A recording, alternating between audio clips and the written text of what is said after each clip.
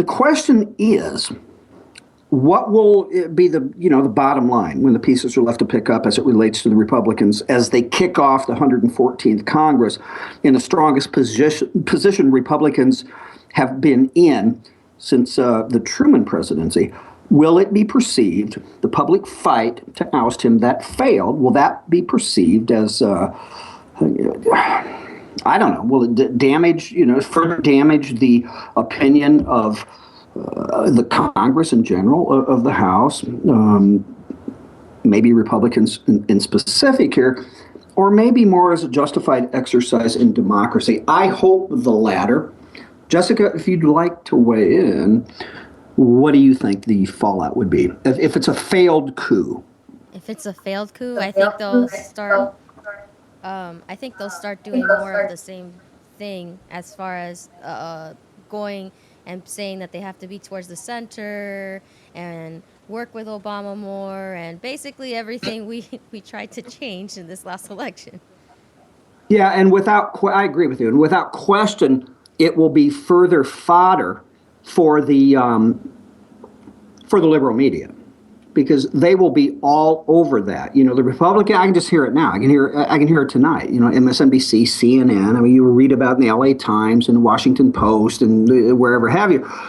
But it will be, here the Republicans are given a chance, and right off the bat, they have to get into a family fight, if you will, and blow all hopes of working together. It's the same old, same old. That's exactly what's going to come down from the liberal media.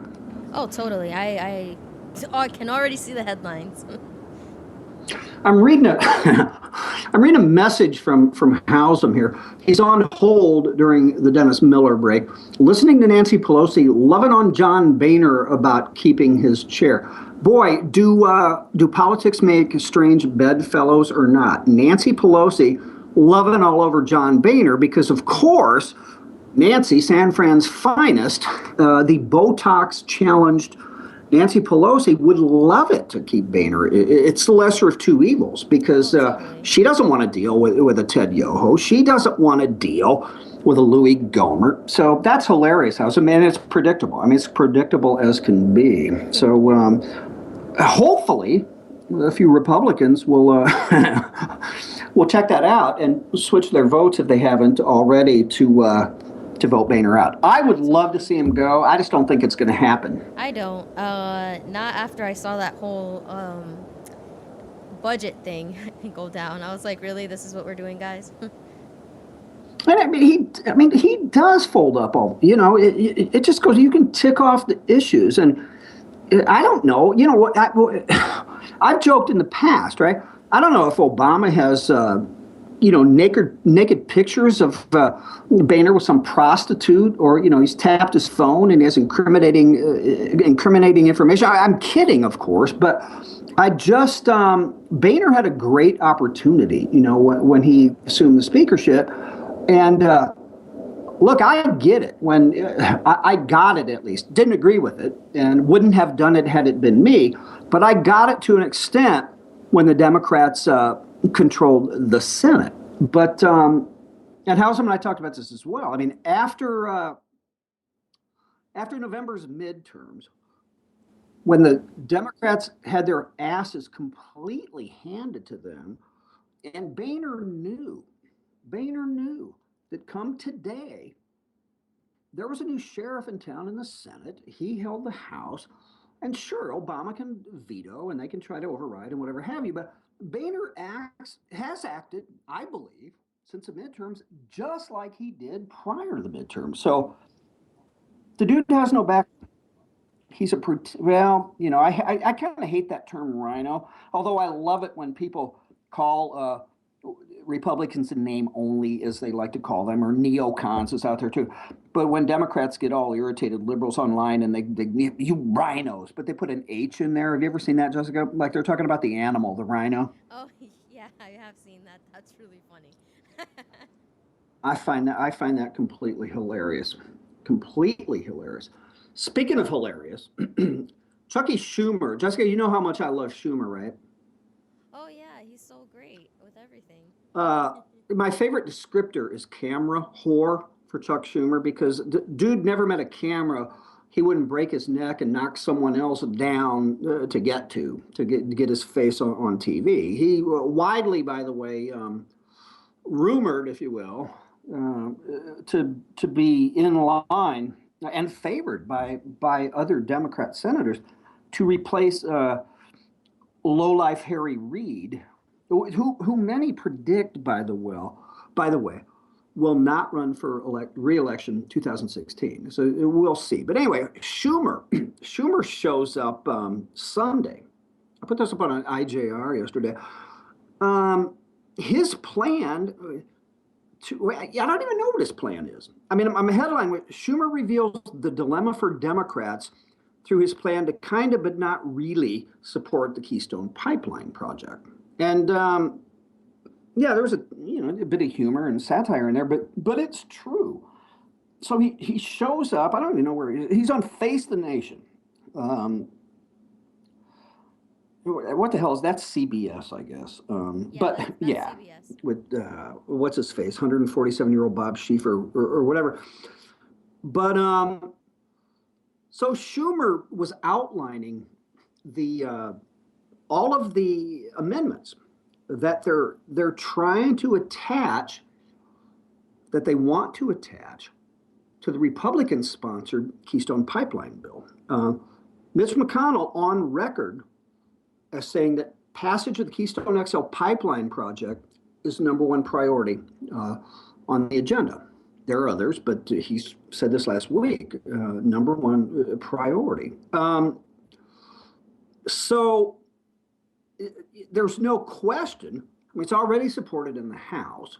There's no question it will now be passed in the Senate, and it will arrive on Obama's desk in, I don't know, matter of weeks, maybe, a couple of weeks, I don't know.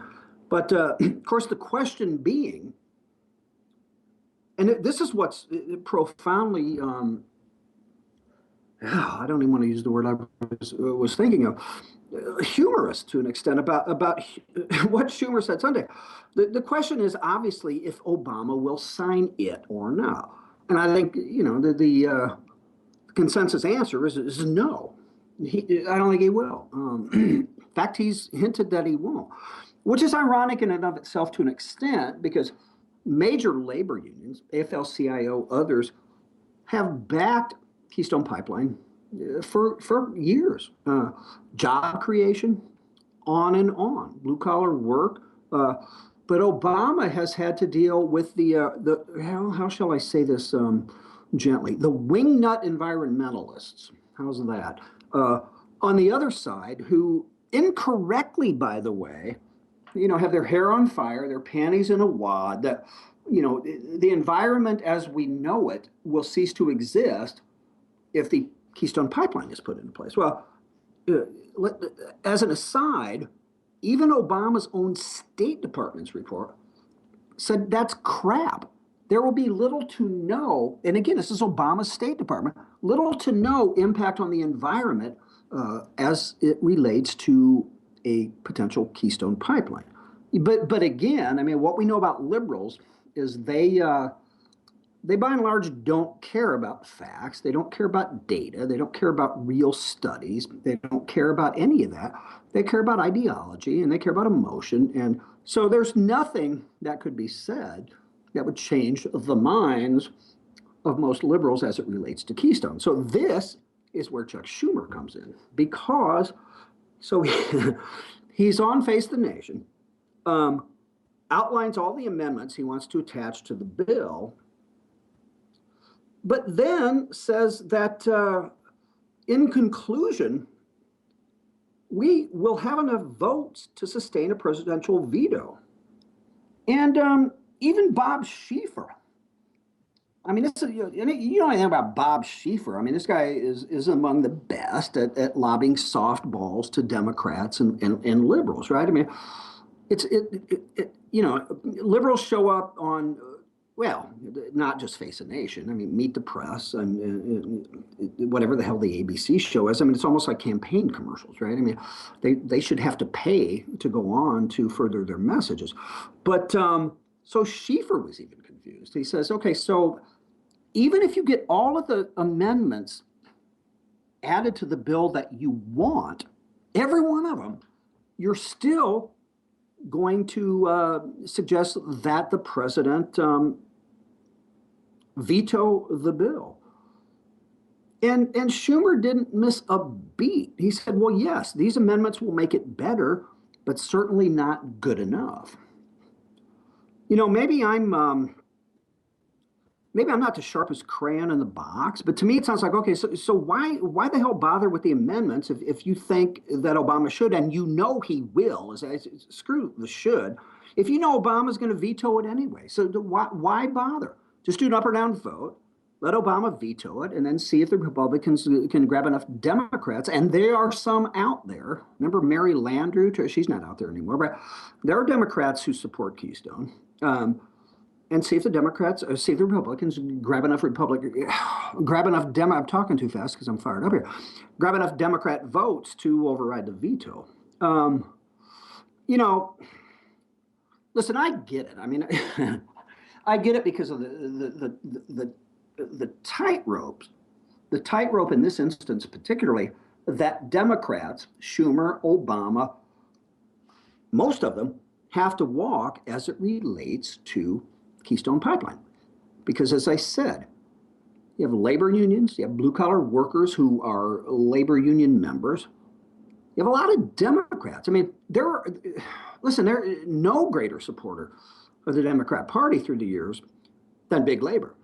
Yet you have the AFL-CIO and multiple unions who support the pipeline and have railed against the administration for opposing it. But then the Democrats have to look on the other side of the pipeline. And as I said, the environmentalist wackos don't want to piss them off either.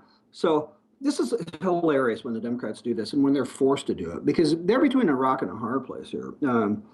There's not, Jessica, a lot that they can do that's not going to piss off a large part of their followers, Well,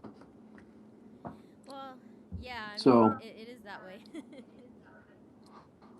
There's just no question. But anyway, so again, the prediction, I mean, is obviously it will pass the Senate with or without Democrat. There'll be battles over the amendments. So I'm sure that will cause it to take more time. So I don't know about, this notion of a couple of weeks it shows up on the royal president's desk or not. But there'll be a battle over amendments. But at the bottom of the day, it will get there, and Obama will veto it, and then we'll see what happens. We'll see what happens. So, all right, what's coming up? We have a Jessica. I'm not gonna tell you what it is. I'm gonna tell Hausum comes back. But we had that thing about the chickens that we talked about yesterday. Remember? Yes, the chickens.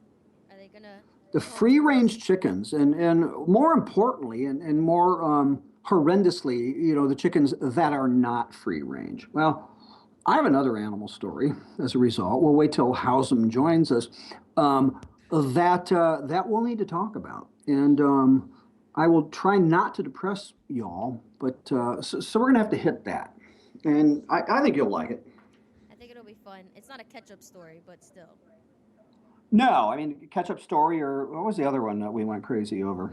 The guy who the guy who went into the hospital for a regularly scheduled circumcision. Now, given that somebody 50 years old should be getting one at that point, whatever.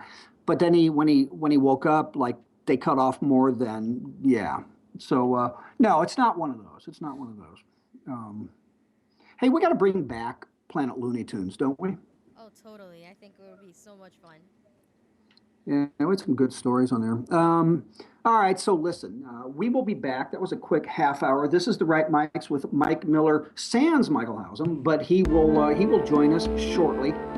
Again, if you want to ring us up, 412-567-6879. As I say, don't go away. We'll be right back.